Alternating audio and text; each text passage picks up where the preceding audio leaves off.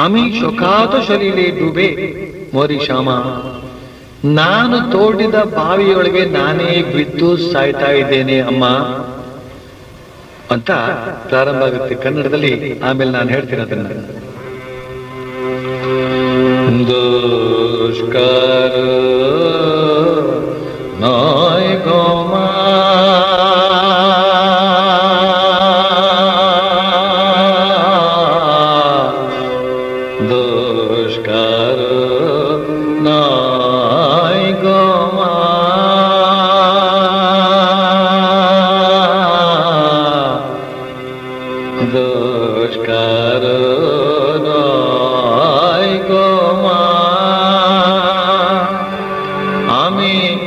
শোকাত সলিলে ডুবে মোরে শ্যামা, দুষ্কার নয় গো মা,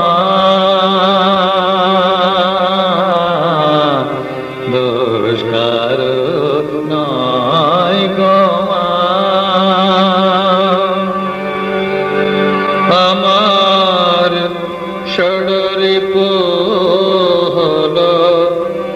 কোদণ্ড স্বরূপ পুণ্যক্ষেত্র মাঝে কাটিলাম কূপ, ষড়রিপ হল কোদণ্ড স্বরূপ পুণ্যক্ষেত্র মাঝে কাটিলাম কূপ, সে কূপে বেড়িল কালরূপ জল, কাল মনোরমা মা, দুষ্কর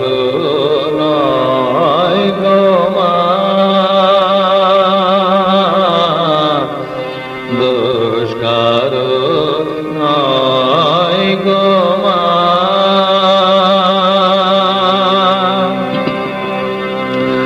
আমার কি হবে তারিণী ত্রিগুণ ধারিণী, আমার কি হবে তারিণী ত্রিগুণ ধারিণী, বিগুণ করেছে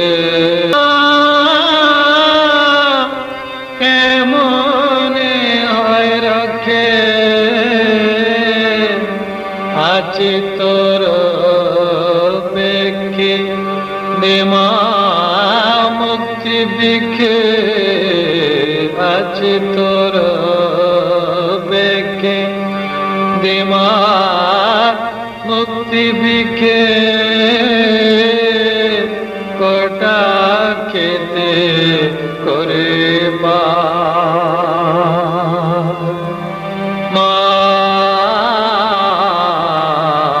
দুষ্কর নয় গো মা,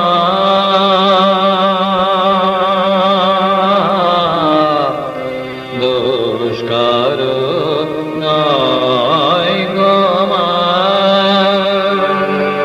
আমি শোকাত সলিলে ডুবে মোরে শ্যামা, দুষ্কর নয় গো মা, দুষ্কর নয় গো মা।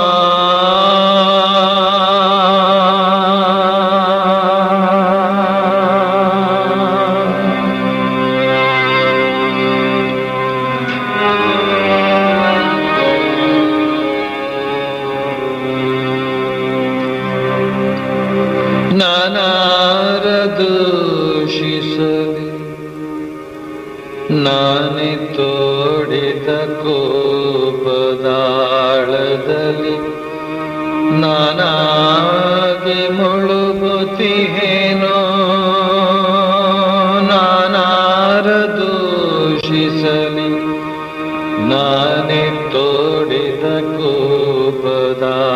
ಕಾಳದಲ್ಲಿ ನಾನಾಗಿ ಮುಳುಗುತ್ತೀನೋ, ಹರಿವರ್ಗಗಳ ಹಿಡಿದು ನಿನ್ನ ಸುಕ್ಷೇತ್ರದಲ್ಲಿ ನಾನೇ ಈ ಬಾವಿಯನ್ನು ತೋಡಿರುವೆನು. ಕಾಲರೂಪದಿ ಕರಿಯ ನೀರೆದ್ದು ನುಗ್ಗುತ್ತಿದೆ,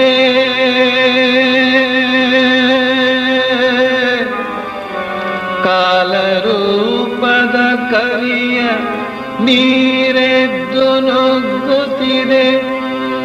ಓ ತಾಯಿ,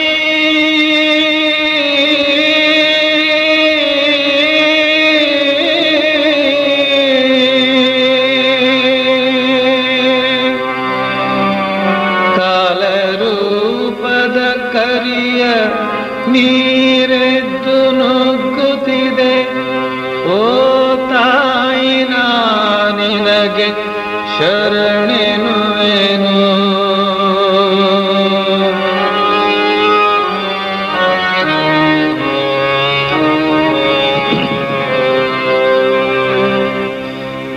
ನಾನೇ ನನಗೆ ಹಾಗೆ ಹೇಗೆ ತಡೆಯಲಿ ಹೇಳು, ಮೇಲೆದ್ದು ನುಗ್ಗುವಿ ಕಾಳ ಜಲವ. ಎನ್ನ ಎದೆಯುದ್ದಕ್ಕೂ ತುಂಬಿಕೊಂಡಿತು ನೀರು, ನೀನಲ್ಲದಿನ್ನಾರು ರಕ್ಷಿಸುವರು. ನೀನೊಬ್ಬಳೇ ರಕ್ಷೆ, ನಿನ್ನೊಳಗೆ ಈ ಭಿಕ್ಷೆ. ನೀನೊಬ್ಬಳೇ ರಕ್ಷೆ, ನಿನ್ನೊಳಗೆ ಈ ಭಿಕ್ಷೆ. ದಾಟಿ ಸಾಚೆಯ ದಡಕ್ಕೆ ಈ ಶಿಶುವನು, ದಾಟಿ ಸಾಚೆಯ ದಡಕ್ಕೆ ಈ ಶಿಶುವನು.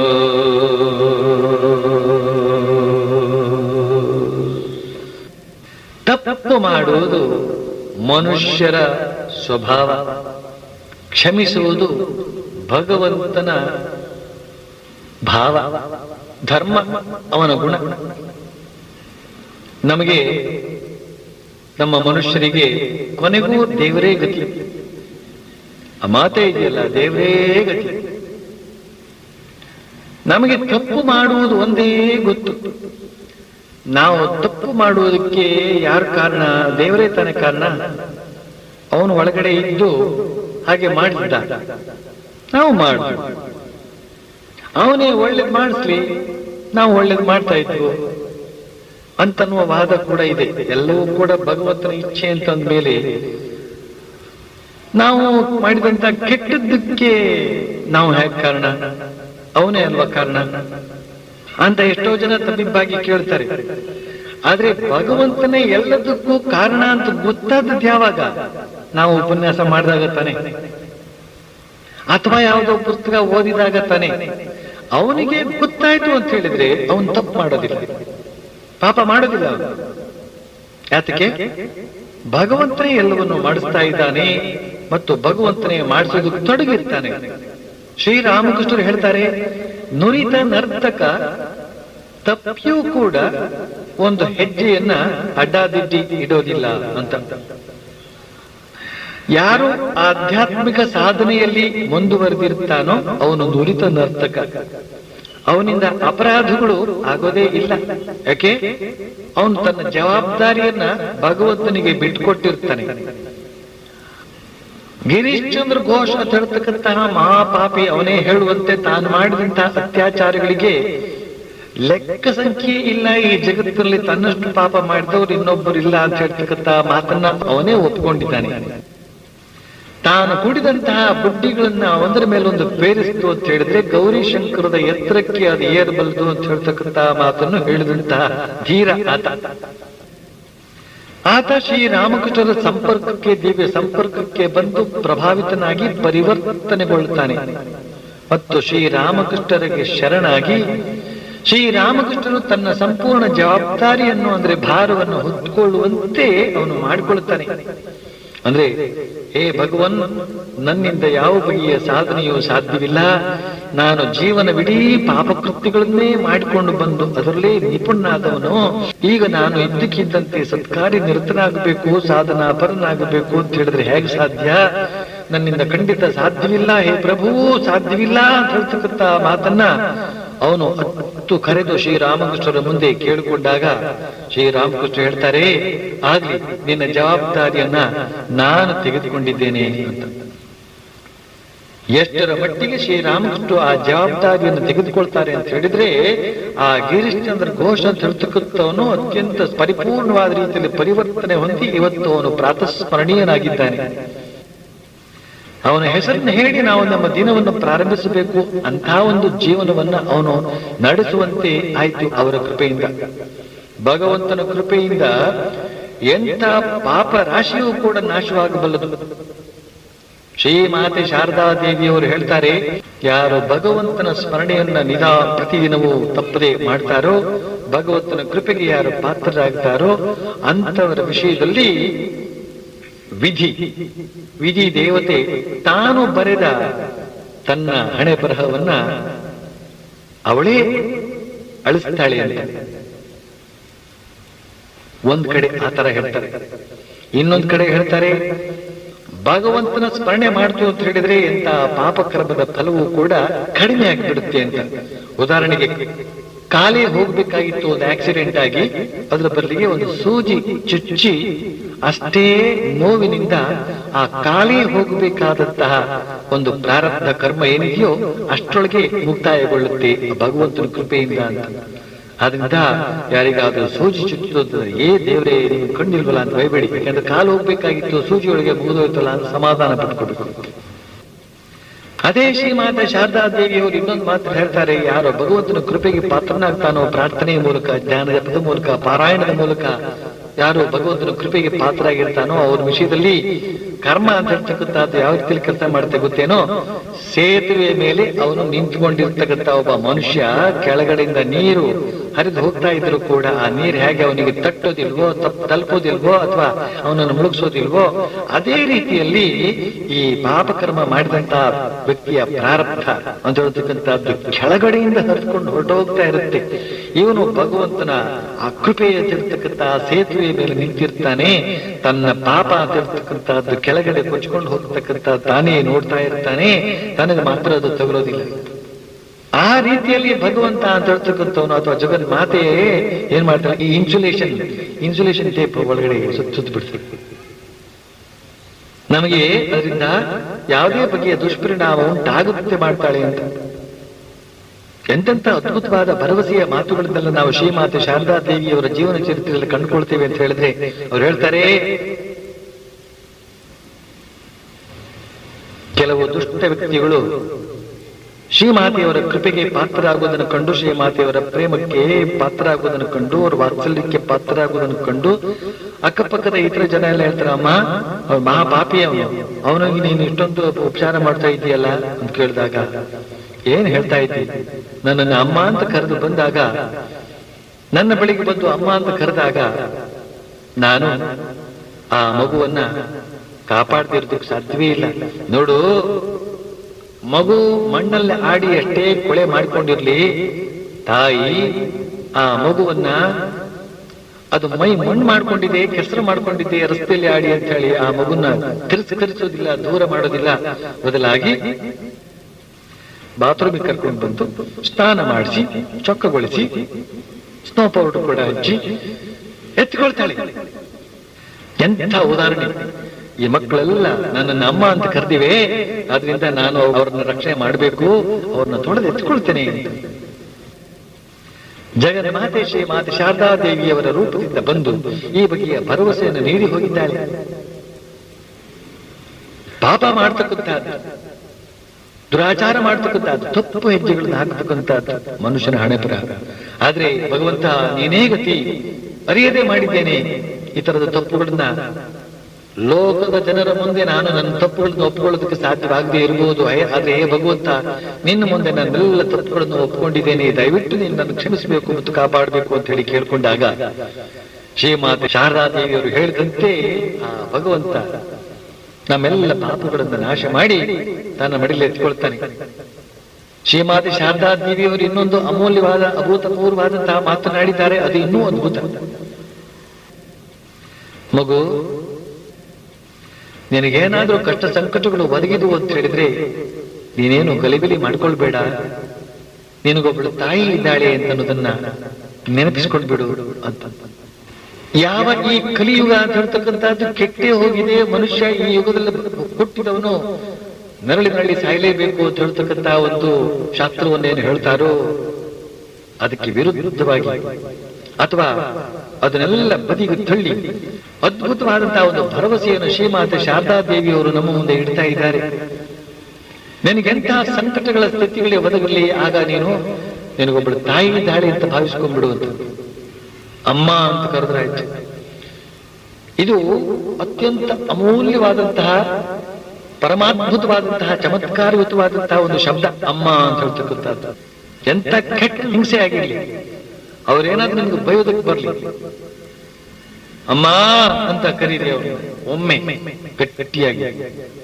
ತಕ್ಷಣ ಅವಳು ತನ್ನ ಆ ದುಷ್ಟತನವನ್ನೆಲ್ಲ ಬಿಟ್ಟು ಕೋಪದ ಸ್ಥಿತಿಯಿಂದ ಕೂಡ ಪಾರಾಗಿ ನಮ್ಮನ್ನ ಪ್ರೀತಿಯಿಂದ ಕಾಣುವಂತಹ ಸ್ಥಿತಿಗೆ ಬರ್ತಾರೆ. ಅಂತಹ ಒಂದು ಮ್ಯಾಜಿಕಲ್ ಟಚ್ ಈ ಒಂದು ಅಮ್ಮ ಅನ್ನುವ ಶಬ್ದಕ್ಕೆ. ಶ್ರೀಮಾತೆ ಶಾರದಾದೇವಿಯವರು ಬರ್ತಾ ಬರ್ತಾ ಬರ್ತಾ ತಮ್ಮ ಜೀವನದಲ್ಲಿ ಎಲ್ಲ ಭಕ್ತರ ಹೃದಯವನ್ನು ಸೂರೆಗೊಳ್ತಾರೆ ಮತ್ತು ಶ್ರೀರಾಮಕೃಷ್ಣರ ಮಟ್ಟಕ್ಕೆ ಇರ್ತಾರೆ. ಹೇಗೆ ಶ್ರೀರಾಮಕೃಷ್ಣರ ಮೇಲೆ ಮಂತ್ರ ದೀಕ್ಷೆಯನ್ನು ಪಡೆದು ಸಾಕ್ಷಾತ್ಕಾರ ಮಾಡಿಕೊಳ್ಳಬಹುದು, ಅದೇ ರೀತಿಯಲ್ಲಿ ಶ್ರೀಮಾತೆ ಶಾರದಾದೇವಿಯವರ ಹೆಸರನ್ನು ಕೂಡ ಮಂತ್ರವಾಗಿ ಪಡೆದು ಸಾಕ್ಷಾತ್ಕಾರ ಮಾಡಿಕೊಳ್ಳಬಹುದು. ಅಂತಹ ಒಂದು ಸ್ಥಿತಿಗೆ ಬರ್ತಾರೆ. ಅದನ್ನು ಗಮನಿಸಿದಂತಹ ಕೆಲವು ಭಕ್ತರು ಶ್ರೀಮಾತೆ ಶಾರದಾದೇವಿಯನ್ನು ಕೇಳ್ತಾರೆ, ಅಮ್ಮ, ನಿಮ್ಮ ಮೇಲೂ ಕೂಡ ಒಂದು ಮಂತ್ರವನ್ನು ತೆಗೆದುಕೊಂಡು ಜಪಿಸಬೇಕು ಅಂತ ಹೇಳ್ತಕ್ಕಂಥ ಇಚ್ಛೆ ಇದೆ, ನಿಮ್ಮನ್ನ ಯಾವ ಮಂತ್ರದಿಂದ ಕರೀಲಿ? ಶ್ರೀಮಾತೆ ಶಾರದಾದೇವಿಯವರು ಹೇಳ್ತಾರೆ, ಅಮ್ಮ ಅಂತ ಕರಿ ಸಾಕು, ಅಮ್ಮ ಅಂತ ಕರಿ ಸಾಕು. ಎಂಥ ಮಂತ್ರ ಅದು, ಎಂಥ ಮಂತ್ರ ಅದು, ಅಮ್ಮ ಅಂತ ಹೇಳ್ತಕ್ಕಂಥ ಮಂತ್ರ. ಆದ್ರೆ ಹಿಂದೆಡೆ ಓಂಕಾರ ಬೇಡ, ಕ್ಲೀಂಕಾರ ಬೇಡ, ಹ್ರೀಂಕಾರ ಬೇಡ, ಶ್ರೀಂಕಾರ ಬೇಡ, ಹರಿಂಕಾರ ಬೇಡ, ಹರಿಂಕಾರ ಬೇಡ, ಹೂಂಕಾರ ಬೇಡ, ಯಾವುದೇ ಬಗೆಯ ಬೀಜ ಮಂತ್ರವೂ ಕೂಡ ಬೇಡ, ಪ್ರಣವೂ ಕೂಡ ಬೇಡ, ಕೇವಲ ಅಮ್ಮ ಅಂತ ಹೇಳಿದ್ರೆ ಸಾಕು ಅಂತ ಶ್ರೀಮಾತೆ ಶಾರದಾದೇವಿಯವರೇ ಅತ್ಯಂತ ಪ್ರೀತಿಯಿಂದ ಆ ರಹಸ್ಯವನ್ನು ಬಿಟ್ಟುಕೊಡ್ತಾರೆ. ಅಮ್ಮ ಅಂತ ಹೇಳ್ತಕ್ಕಂಥ ಮಂತ್ರವನ್ನು ಜಗತ್ತಿನ ಜನತೆಗೆ ಬೋಧಿಸಿರುತ್ತಾರೆ. ಶ್ರೀಮಾತೆ ಶಾರದಾದೇವಿಯವರ ಪವಿತ್ರವಾದಂತಹ ಚಿತ್ರವನ್ನು ಮುಂದಿಟ್ಟುಕೊಂಡು ಅಮ್ಮ ಅಮ್ಮ ಅಂತ ಕಣ್ಣೀರು ಸುರಿಸಿದ ಪಕ್ಷದಲ್ಲಿ ಮನುಷ್ಯನ ಎಲ್ಲ ಕಷ್ಟ ಪರಂಪರೆಗಳ ಮೋಡಗಳು ಕೂಡ ಚದರಿ ಹೋಗದೆ ಇರೋದಕ್ಕೆ ಸಾಧ್ಯವೇ ಇಲ್ಲ. ಆದ್ರಿಂದ ಕರಿಬೇಕು ಅಮ್ಮ ಅಮ್ಮ ಅಂತ. ಅಮ್ಮ ಎಂದು ಕರೆಯುತ್ತೀನಮ್ಮ, ಕರೆದೆನದೆ ಓಡಿ ಬಾರಮ್ಮ, ಓಡಿ ಬಾರಮ್ಮ. ಅಮ್ಮ ಎಂದು ಕರೆಯುತ್ತೀನಮ್ಮ, ಕರೆದೆನದೆ ಓಡಿ ಬಾರಮ್ಮ, ಓಡಿ ಬಾರಮ್ಮ.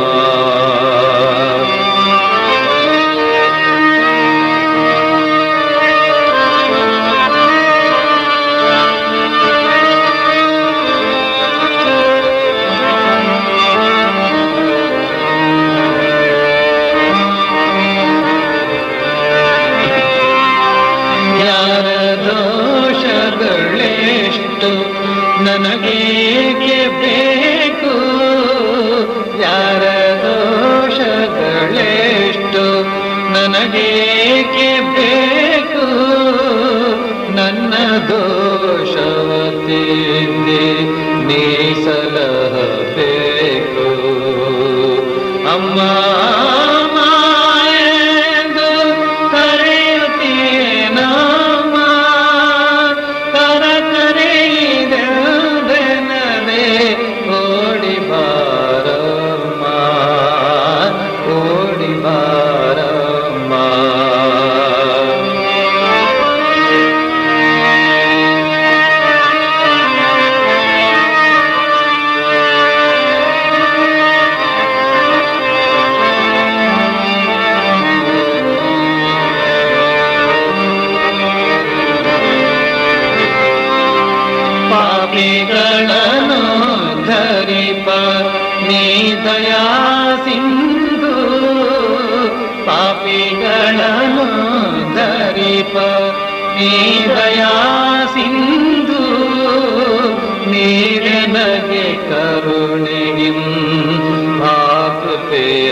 ಎಂದು ಅಮ್ಮ ಅಮ್ಮ ಎಂದು ಕರೆಯುತ್ತೀನಮ್ಮ ಕರೆಯಿದೆಂದೆನದೆ ಓಡಿ ಬಾರಮ್ಮ ಓಡಿ ಬಾರಮ್ಮ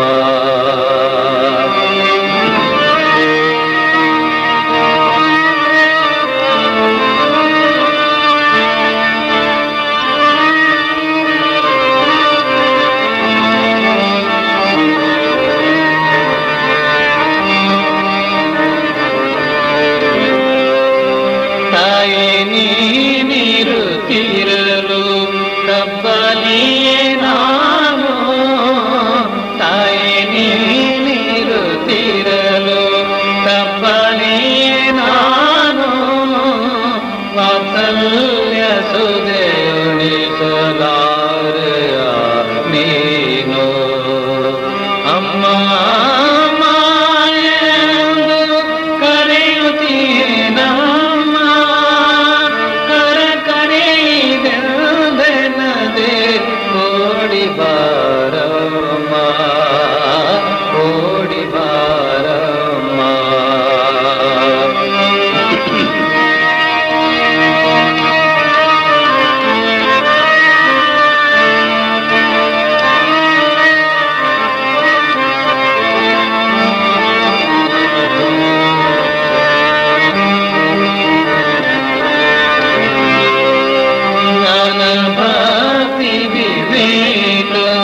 ವೈರಾಗ್ಯ ನೀಡು ಜ್ಞಾನಭಕ್ತಿ ವಿವೇಕ ವೈರಾಗ್ಯ ನೀಡು ಎನ್ನರನ್ಮಂದಿರದಿ ನಿತ್ಯ ನಲಿದಾಡು ಅಮ್ಮ ಎಂದು ಕರೆಯುತ್ತೀನಮ್ಮ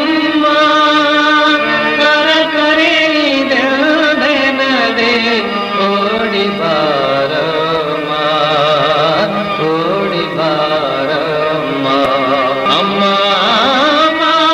ಎಂದು ಕರೆಯುತ್ತೀನಮ್ಮ ಕರೆಯಿದೆನದೆ ಓಡಿ ಬಾರಮ್ಮ ಓಡಿ ಬಾರಮ್ಮ.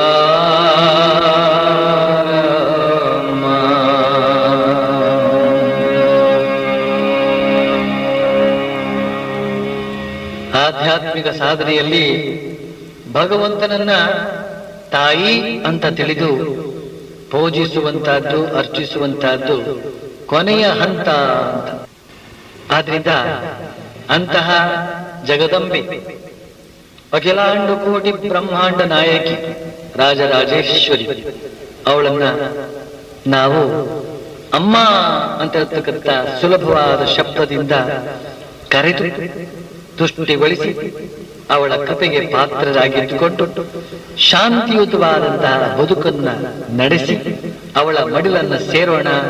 ಇದಕ್ಕೆ ಬೇಕಾದಂತಹ ಶಕ್ತಿಯನ್ನ ಆ ಶಕ್ತಿಯಮ್ಮ ನಮಗೆ ಕರುಣಿಸಲಿ. ಜಯ ರಾಮಕೃಷ್ಣ.